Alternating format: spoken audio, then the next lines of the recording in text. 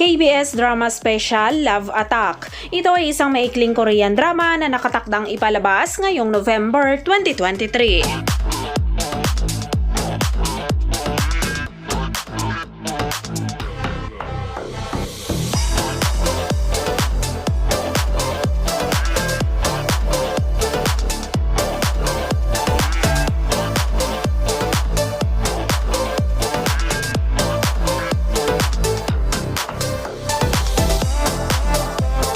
Love Attack ay isang drama tungkol sa dalawang henyo na magkaribal sa loob ng isang campus.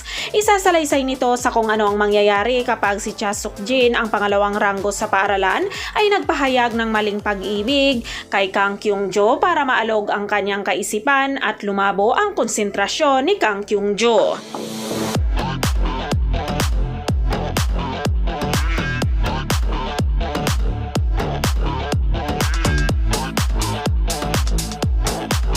Sa taunang drama special nito, ang KBS ay nagbo-broadcast ng isang koleksyon ng mga maiikling drama at tig-iisang episode at mga pelikula sa TV.